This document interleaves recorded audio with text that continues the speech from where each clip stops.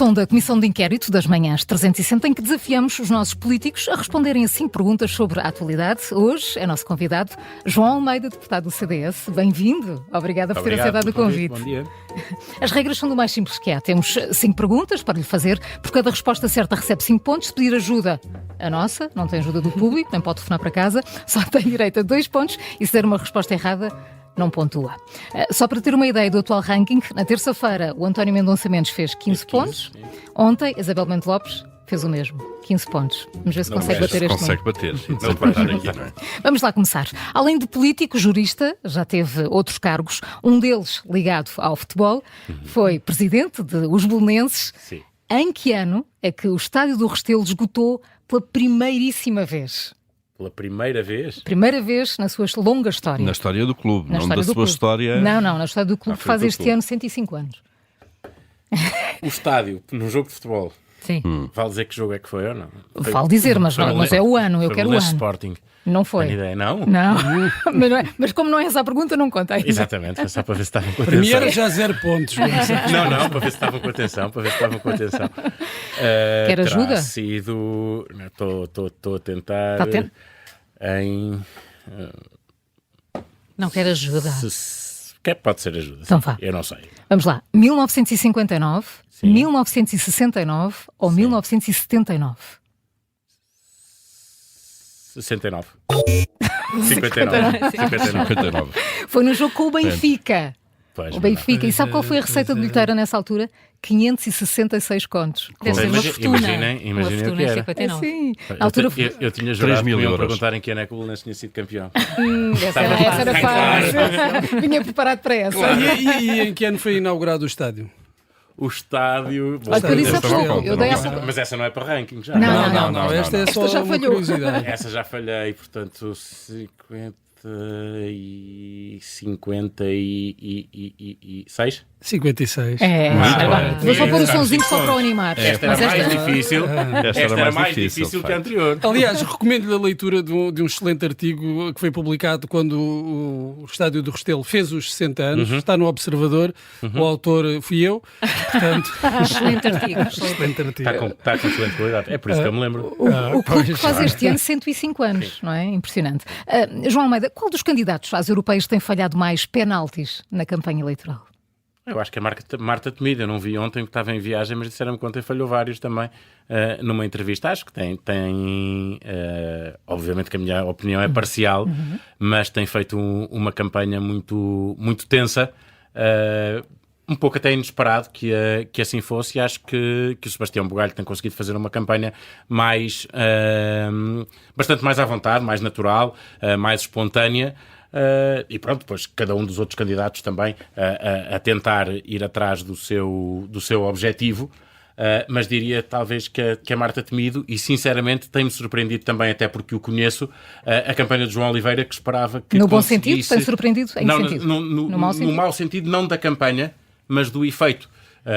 Eu acho que se o PCP tinha alguma hipótese de inverter a tendência decrescente que tem neste momento, seria com o João Oliveira, e não me parece que isso esteja a acontecer, tentando analisar de uma forma independente a campanha, o que é difícil, obviamente. Diria que se calhar estes dois dados, a tensão da Marta Temido e a incapacidade do João Oliveira de inverter a tendência descendente do PCP. E Sebastião Bugalho está a corresponder às expectativas que a AD tinha quando fez o convite? Que a tinha, não sei, eu conheço o Sebastião antes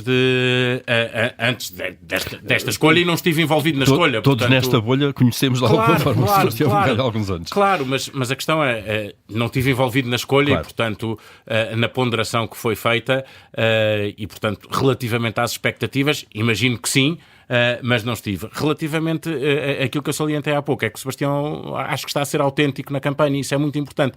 Quando na política se abre espaço a independentes, e é sempre uma discussão que se faz, se é bom, se é mau abrir a independentes, eu acho que a melhor coisa que pode haver é quando os independentes vêm para a política, não queiram de repente vestir as vestes de políticos e deixarem de ser aquilo que eram antes e que foi a razão de ser de a política se abrir, porque a política ganha com Mas os bem independentes. que o Luís Montenegro quer que Sebastião Bugalho seja militante do PSD. Sim, está bem, já o disse, mas eu não diria tanto por aí. Eu acho que é esta questão. É bom, e isso refresca a política, que apareçam pessoas que mantenham não tanto a sua independência de ficha, porque isso não conta nada, mas a sua independência de espírito. Isso é que é o mais relevante, e acho que o Sebastião tem conseguido manter isso. Ainda ontem também vi uma declaração que tentaram pô-lo mais ligado àquilo que é a governação. Ele disse que não era comentador ou defensor da governação, e conseguiu isso. Não é fácil. Tem conseguido fazer para um candidato linha. que é representante de uma coligação que está no governo, ainda por cima sem maioria no Parlamento, com as questões que se colocaram durante a campanha, ele está a conseguir fazer uma campanha que é muito mais campanha de europeias e dele do que campanha da força política do governo, da coligação do governo e da defesa do primeiro-ministro ou do governo e não do projeto. Portanto, temos aqui um ponta de lança. Vamos à segunda pergunta, João Almeida. Paulo Portas foi o presidente do CDS que mais tempo esteve na liderança do partido. Foi entre 1998 e 2016, com um intervalo ali da presidência de Ribeiro e Castro. A pergunta é, onde foi o congresso que elegeu Paulo Portas pela primeira vez? Braga. Diga lá, foi de Estava lá. Estava lá. Paulo Portas ainda tem futuro político, João Almeida? O futuro político tem, certamente. Isso, acho que o Paulo Portas será sempre uma das principais vozes, cabeças da política portuguesa e da política ativa? Para além. O ativo dependerá da vontade dele, portanto não acho que possa estar... Perguntam-me isso muitas vezes. Mas o Paulo Portas ainda vai... Acho que nem ele sabe. Acha porque não. sem algum momento, acho mesmo. Mas acho o que futuro... sem algum momento se colocar a hipótese, vai ponderar e decidir. Não é uma coisa, se diz assim, tem planeado e está a fazer as coisas para... Não. Se bem que aí a resposta é evidente. Se bem que há cargos e funções, dependem sobretudo da vontade do próprio Presidente da República, por Neste exemplo. momento, qualquer que possa ser um cargo ou uma função que o Paulo Portas venha a desempenhar, depende dele. Não e qual é que é o momento para nunca se começar seria a num decidir? contexto partidário. Não faz sentido já, acho que isso foi um ciclo que terminou, né? Essa lógica, portanto seria sempre num cargo diferente e com uma componente muito grande de vontade pessoal. Qual é que é o momento para se decidir as próximas presidenciais? Não sei, eu acho que... Até porque politicamente o calendário está muito intenso. Por isso, acho que mesmo esta instabilidade que existe, não vale a pena negá-lo, em termos parlamentares, condiciona um pouco isso, porque, por exemplo, se o Presidente da República atual tiver ainda de decidir sobre questões que tenham a ver com dissolução da Assembleia da República ou não, isso adiará com certeza. Nenhum candidato presidencial vai querer pôr-se a jeito, desculpem a expressão, para ter de estar já a comentar aquilo que não vai ser a decisão sua. E a dizer, mas se já fosse presidente, decidia assim ou decidia assado. E, portanto, acho que isso tenderá até a adiar. E eu ouvi, por exemplo, aqui o António Mendonça Mendes falar do outro lado do espectro político e também nem à esquerda, onde seria mais normal que aparecesse mais depressa, se calhar, um candidato. A esquerda não tem um presidente, não elege um presidente da República desde 2001, que aparecesse e também não apareceu. Portanto, acho que vai ser mais tarde do que se calhar é costume. Mas há outros nomes na área partidária da direita como bons possíveis candidatos a Presidente da República? Acho que, confirmando a tendência que tem existido nos últimos anos, há mais nomes à direita que à esquerda. Curiosamente, e é interessante isso, porque a esquerda tem governado muito mais tempo o país, mas chegando às presidenciais, o que tem acontecido é que a direita tem tido mais personalidades com essa capacidade. A direita não se importava de trocar, de inverter essa tendência? Não, pelo menos eu não, de maneira nenhuma. Preferia mil vezes governar, ter a direita a governar o país do que na Presidência da República. O nosso regime, obviamente, aponta para aí. O poder está concentrado na Assembleia da República e no Governo, como é evidente. Mas Paulo Portas podia ser um nome da direita para unir e uniria o PSD ou o CDS, neste caso? Temos de esperar até à altura e analisar. Depende de quem mais se pudesse apresentar. Acho que hoje em dia é evidente que o Paulo Portas fez um percurso, quer na política ativa, quer pós-política ativa, que abre essa possibilidade, mas não será o único e nunca o será se a vontade dele não for não essa. quiser. E João Almeida, muito rapidamente, que avaliação é que faz sobretudo deste segundo mandato de Marcelo Rebelo de Sousa? Má. Isso não posso dizer de outra maneira. Acho que tem sido um mandato em que a função presidencial tem estado exposta muito mais do que o que seria necessário por responsabilidade do Presidente da República, porque em muitos momentos e em muitos assuntos se expôs e com isso expôs a função presidencial. Nos comentários que faz, muitas vezes, mas também em algumas decisões e, portanto, não só nos comentários, e depois pela instabilidade política, que aí é provavelmente a maior diferença. Se este primeiro ponto já tinha sido visível, embora não com tanta intensidade no primeiro mandato, o da instabilidade política é claramente uma diferença em relação ao primeiro mandato. No primeiro mandato de Marcelo Rebelo de Sousa, com críticas até da minha área política. Sim, porque aí era acusado de uma excessiva cumplicidade com o governo. Exatamente, com críticas da minha área política. E eu acho que algumas vezes com razão, fez tudo. Mas é com o governo de maioria absoluta que Marcelo se torna... Primeiro não. Não, exatamente. Estou a dizer agora neste segundo mandato com uma maioria absoluta. Exatamente. Vamos avançar? Sim, e agora temos uma pergunta. Vamos continuar nesta 5 pontos. Temos aqui uma pergunta sobre eleições europeias, sobre as primeiras eleições europeias, e a pergunta é: quantos eurodeputados o CDS elegeu nessas primeiras eleições europeias em 1987? Ora bem, em 87... Portanto, ainda quase o João Almeida não era nascido. Já não votei. Portanto, o cabeça de lista era o Francisco Lucas Pires, vou começar a Está correto, não dá pontos, mas a resposta está correta. Uma boa tática. É para ver se nós dizemos, pronto, essa teve também qualquer vale. coisa como 15% à volta disso. Teve 15%. Portanto, Agora só falta acertar no Francisco Lucas Pires, 15%, como diria o engenheiro Guterres, agora a fazer as contas, saber quantos deputados tínhamos na altura e a quanto é que corresponde 15%. Eram 24. Foram 3. Foram 4. Mas 4, eu estava na dúvida entre os 3 e os 4. Eu estava entre os 3 e os 4. Era essa a dúvida. João Almeida, alguma vez vamos voltar a ter o CDS a conseguir estes resultados e sozinho? O grande teste à sobrevivência do CDS é quando voltar a apresentar-se sozinho a eleições. O CDS já se apresentou sozinho a eleições depois da eleição para a Assembleia da República na Madeira e se calhar para fora não é tão evidente como teste. Para nós foi importante.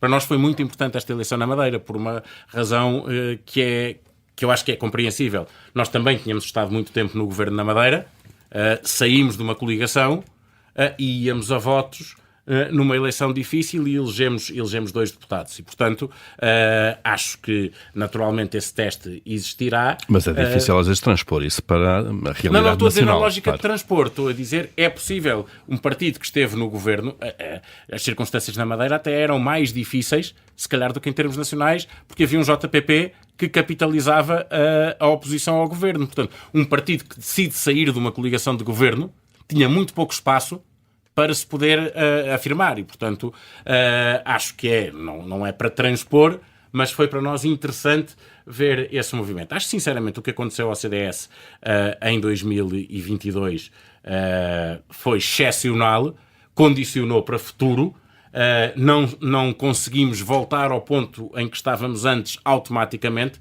mas eu acho que vamos voltar a ter esse resultado e que vamos voltar a eleger grupos parlamentares do CDS sozinhos. De forma Tem autónoma. 5 pontos. Sozinhos. Tem 5 pontos, precisa acertar nas próximas 2. Eu vou facilitar-lhe a vida de alguma maneira. Esta é muito fácil. É muito fácil. Quem disse, e para quem disse, um esquadrão de cavalaria desfilada na sua cabeça não esbarra contra uma ideia. Para o André Ventura.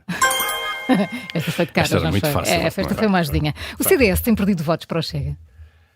Claro, isso não vale a pena negar a realidade. Acho que não tem perdido, se calhar, tantos votos para o Chega como o PS ou o PCP, que têm perdido mais votos para o Chega e chegaremos ao momento em que isso se analisará. E acho que, por exemplo, a votação de ontem do Chega não é indiferente. A votação de ontem, estamos a falar do IRS no Parlamento. Eu estranho não se discutir isso, porque eu acho que o Chega o que fez foi uma votação muito mais ideológica do que tática. O Chega sabe que tem muito voto de esquerda na sua base eleitoral. E, portanto, este discurso de que o que interessa é baixar, claro que estes discursos são muito simplificados e não há nada pior do que discutir IRS em Portugal, as pessoas não fazem ideia sequer como é que funciona o sistema e, portanto, é complexo. Dizem-se, por isso mesmo, devia ser muito mais simples, com menos escalões, mas mesmo a questão da progressividade, das taxas marginais, as pessoas não sabem e, portanto, discutem de uma maneira que muitas vezes não tem nada a ver com a realidade. Mas este discurso de que é preciso baixar os impostos a quem ganha menos, o que ninguém contesta, a proposta da AD também os baixava, tem muito a ver com essa preocupação que o Chega tem em conservar um eleitorado que é um eleitorado que tradicionalmente votava à esquerda e que votou agora no Chega. Portanto, agora, mas na altura desse debate sim, de 2022, vê quase uma mudança ideológica do Chega, em que na altura o confronto era muito mais com o CDS e agora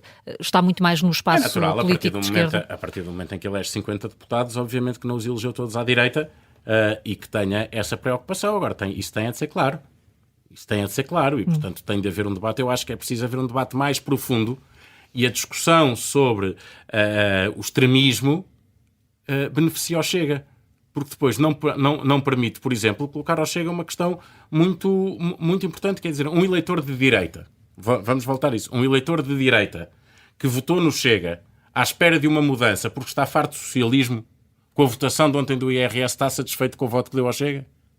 Acho que isso é que é uma questão que é importante. Quem achou que durante estes 8 anos o país esteve nivelado por baixo, que não se teve a capacidade de dizer nós temos que incentivar quem possa efetivamente progredir socialmente, quem possa ganhar mais, para que as pessoas vejam uma vantagem em estar em Portugal e não irem para outros países. Agora, se olharem e dizerem assim, nós já sabemos que mesmo quando o Partido Socialista perdeu as eleições, quando se olha para o sistema fiscal, continuamos com os mesmos complexos e a não valorizar quem possa efetivamente ter uma progressão na carreira, as pessoas vão se sentir desincentivadas. E desta vez é impossível que não se aponte ao Chega grande parte desta culpa e quem à direita votou no Chega à espera de mudança, ontem em vez de ter mais mudança, teve mais socialismo. Luís Montenegro, por isso, fez bem em seguir a política do não é não? Não, acho que isso é evidente. O não é não foi clarificador. É porque temos uma maioria muito significativa de direita. Mas a direita também, quando a esquerda fez a geringonça, disse que não valia tudo. E, portanto, está a ser coerente com isso. Manteve uma postura de princípio e não abdica dos seus princípios em função de uma conjuntura que poderia levar a isso. Fazendo uma coisa, que é não ficando a queixar-se das circunstâncias. O governo, naquilo que depende apenas de si, tem governado. É indiscutível que em todas as áreas da governação em que o governo não precisa do Parlamento tem havido avanços.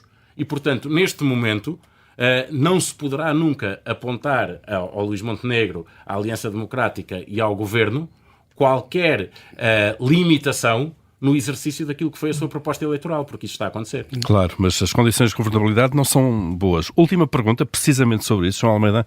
Quantos deputados tem neste momento da esquerda no Parlamento, incluindo aqui o PAN?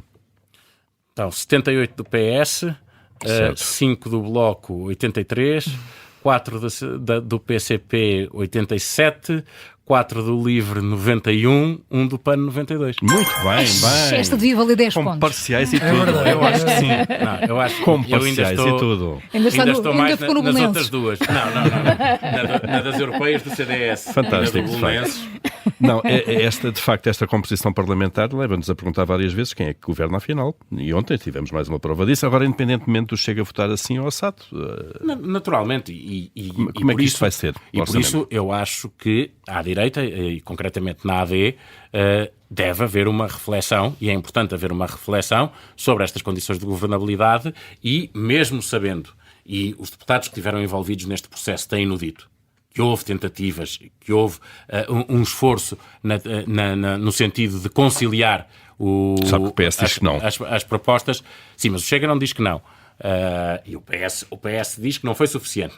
Eu ouvi o António Mendonça Mendes aqui, diz que não foi suficiente, que seja de outra maneira. Mas acho que devemos ser humildes e pensar se estamos a fazer tudo da forma certa nessa negociação, porque o primeiro esforço é nosso e acho que devemos no Parlamento procurar ao máximo ter essas condições ir ao encontro de uma negociação que só é possível com quem queira negociar também e não esteja a servir-se disto para uma estratégia supostamente eleitoral ou não. E se tivesse neste momento que fazer um prognóstico sobre a aprovação ou não do Orçamento de Estado para 2025, isto não é uma pergunta, não conta.